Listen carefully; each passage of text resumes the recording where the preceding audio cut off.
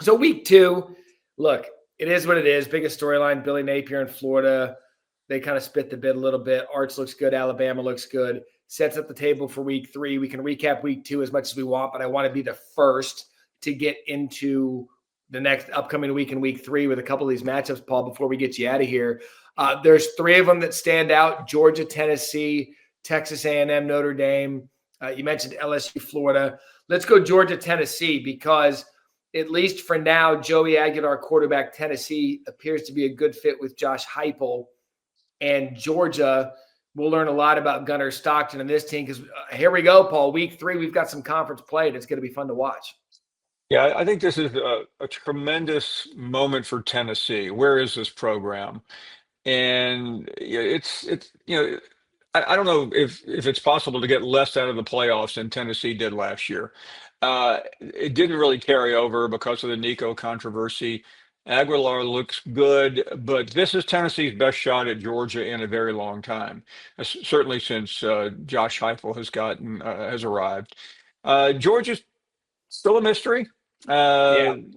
There's a lot of criticism of Mike Bobo, the OC. There's still some doubts about Gunnar Stockton, and this will define the dogs. I think we know the setting. We know the situation.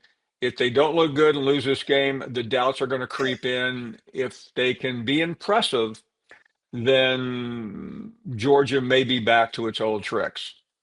And I think the same for LSU. I'm bullish on Brian Kelly, Garrett Nussmeier, and this team. And based on what we saw to Florida, it's the SEC, you're going to get a fight from everyone week in and week out. But I also believe that if LSU comes out there and is the alpha for 4 quarters and kind of stomps on them, you have to start considering LSU now as like, okay, the Clemson thing wasn't an aberration, even though Clemson looked awful in the first half against Troy yesterday. I think the same thing about LSU, that you can really go out there, Paul, and say, hey, we're the best team in this conference right here, right now. Yeah, I mean, the Florida loss dings this game from a big-time national standpoint. Probably would have been game day, probably would have been all the usual accoutrements. And by the way, I'm sure game day was also looking at West Virginia. I'm sure the fans there are really happy this morning. Losing a great 3-hour commercial for a school that hasn't had much going for them lately. So, but back to LSU, I think Brian Kelly probably a little bit unnerved with that Florida loss because he knows how players are. But this is a place they lost last year. It was a bad loss too. I mean, it stung, and I think that will be the driving force all week long with LSU. And I would tell you one team that bubbled up last year in his first year, and they actually had an opportunity to control their own destiny and go to the SEC championship. Texas A&M and Mike Elko. Marcel Reed, to me, has completely changed the way that he plays quarterback, and that you have to be concerned with him as a runner and a thrower. Le'Veon Moss is healthy. Paul, Texas A&M has a chance now against Notre Dame in a big-time spot to say, look, don't forget about us. We're going to be in this thing till the end. And I think week 3 sets up a fascinating opportunity for now us to learn who we're going to have to contend with here the rest of September and going into October. Yeah. This game last year was the opening game. A&M just wasn't ready. They slopped around and let Notre Dame win. But this game is important for a lot of reasons. But I think it probably is more important for Notre Dame. They now they feel the heat. I mean, they cannot lose this game, or they may be out of the playoffs before they can, even get to the first day of autumn.